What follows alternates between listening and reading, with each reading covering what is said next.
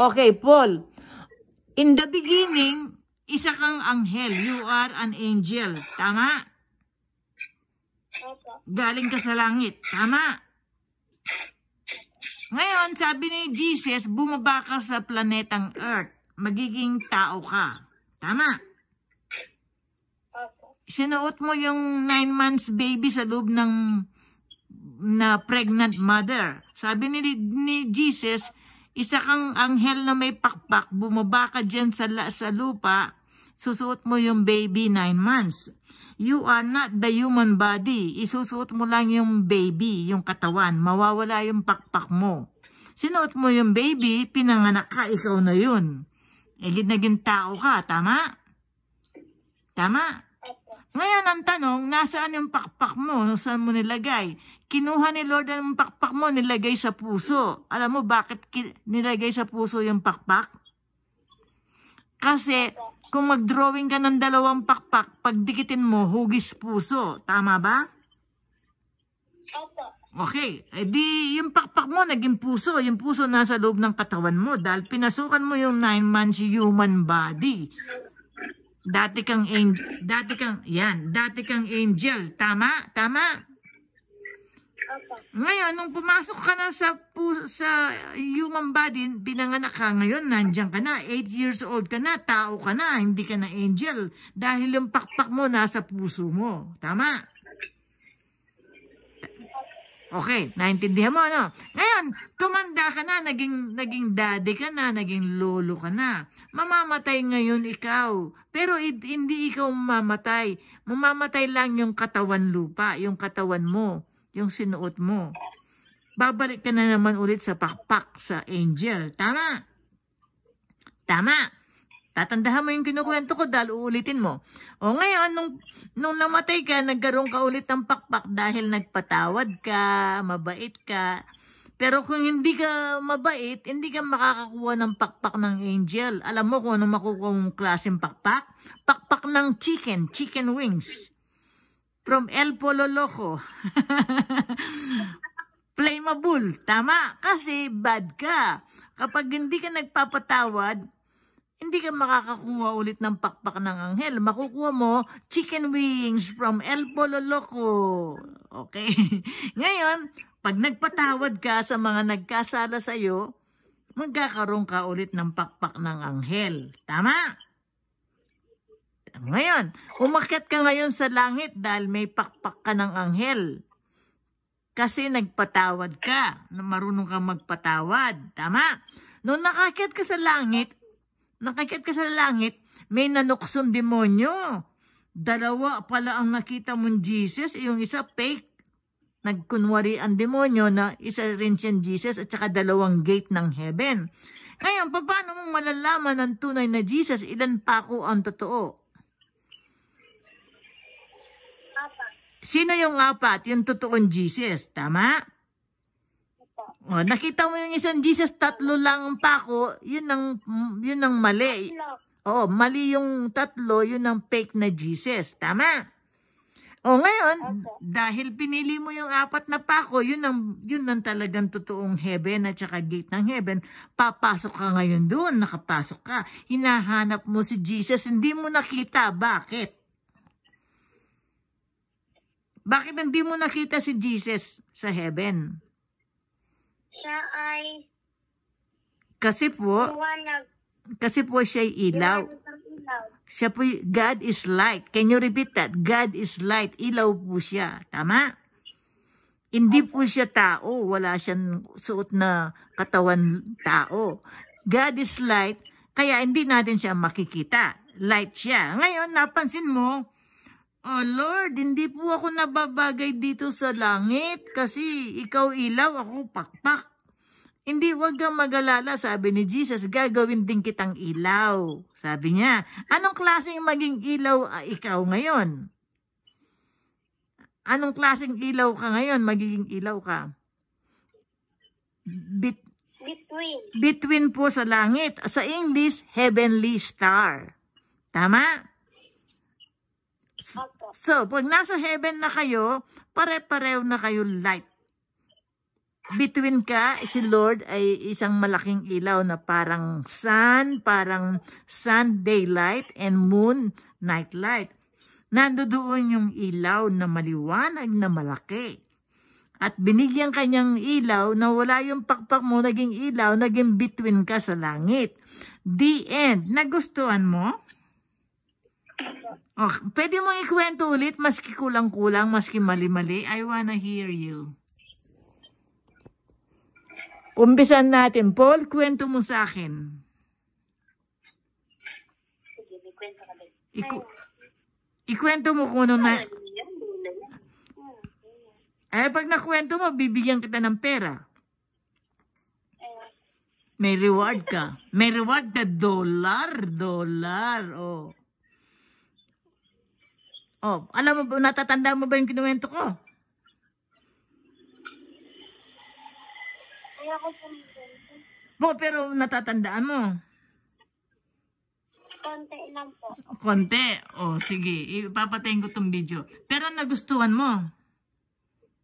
Opo. Okay. O, ngayon, magtatanong na lang ako sa'yo. Huwag mo nang ikwento. Ilan ang pako kay yung totoong Jesus? 4. Very good. Pagpasok mo sa langit, may makikita ka bang Jesus? Wala. Bakit? Ano bang itsura ng Jesus doon sa langit? Liwanag po. Liwanag. Tapos ikaw, ano ka? Pakpak ka, di ba?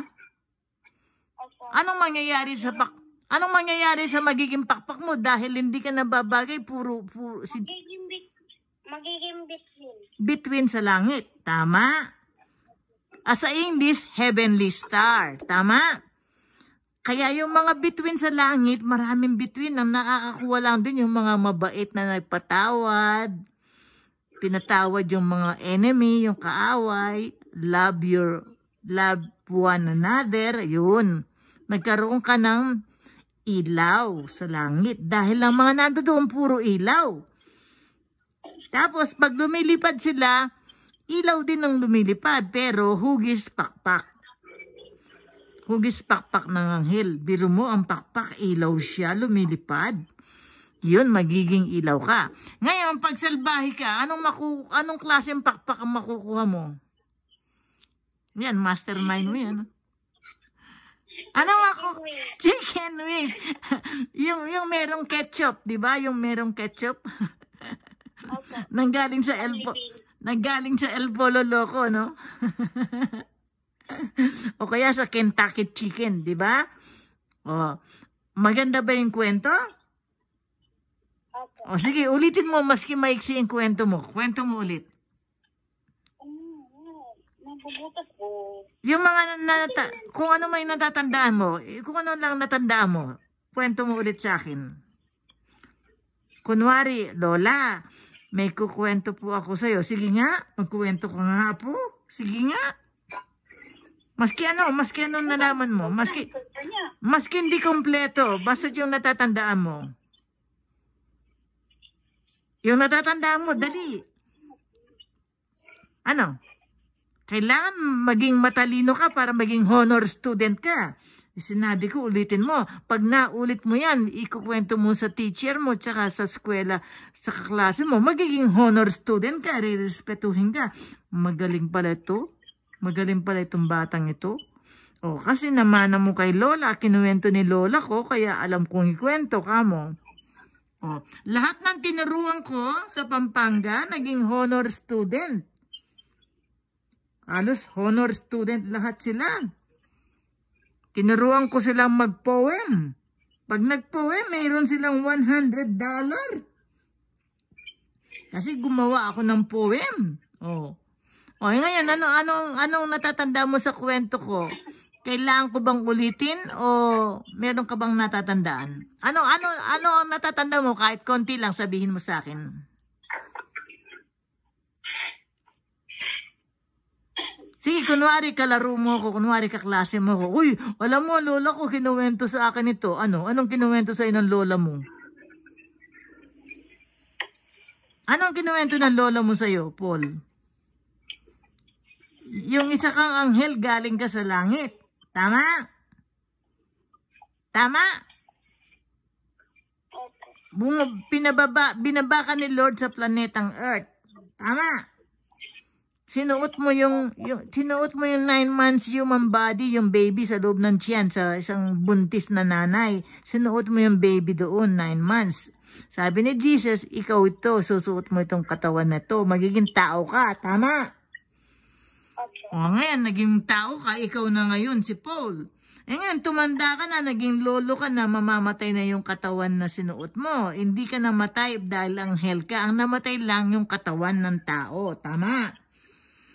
O pagkatapos, nung namatay ng katawan mong tao, dahil tinignan ni Jesus na ang puso mo, nagpatawad ka, nagmahal ka ng kapwa mo, binigyan kanyang reward, pakpak ng anghel.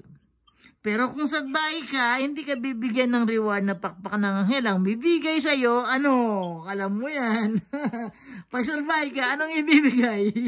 Yan ang master mo. Hindi ko narinig. Lakasan mo. Ulitin mo ulit. Gusto ko marinig yan. Anong ibibigay sa'yo pag salbahe yung bata? Chicken wings! Yan ang makukuha ng mga hindi mabait. O, tama. Ngayon, nakuha mo, dahil mabait ka, nakuha mo pakpak ng angel. Tama? O, tapos yung pakpak ng angel, umakyat ka sa langit. Nakita mo 2 Jesus, isa peke. Yung peke, 3 lang ang pako, hindi yun. Yung 4 na pako, yun ang tunay na Jesus. Nakita mo yung paa ni Jesus, nakahiwalay, may butas na 2. 4 pala yung pako.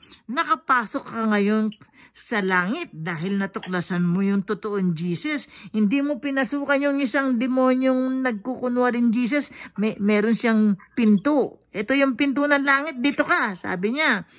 Hindi ikaw si Jesus, 3 lang ang butas ng katawan ng paa mo. Isa lang ang butas sa paa mo, 2 kamay, kulang yung butas mo. Hindi ikaw si Jesus. Ang tunay na Jesus, punta ako dito, 4 ang kanyang butas. Dahil ang 2 paa may butas. Ang 2 kamay may butas, kaya 4 na pa ako. Ito yung totoong Jesus. Pumasok ka ngayon dun sa gate na yun. Heaven, tama. Ngayon, Jesus, where are you? Wala ka nakita. Ngayon pala, hindi mo siya makikita kasi wala siyang katawan na tao. Ilaw siya. God is ilaw. God is light. Tama? Tapos, nung nakita mo, bakit po ako mag-isa ako dito, isang pakpak? Wala po ako nakikitang ibang anghel. Kasi ginawa ko silang ilaw. Gagawin din kitang ilaw, yung pakpak mo magiging ilaw. Anong klaseng ilaw ang magkakaroon ikaw? Between sa langit. Yay! The end of story. Nagustuhan mo, Paul? Nagustuhan mo yung kwento ni Lola? Ayan, papatayin ko na itong video. Bibigyan kita ng kopya. Yay!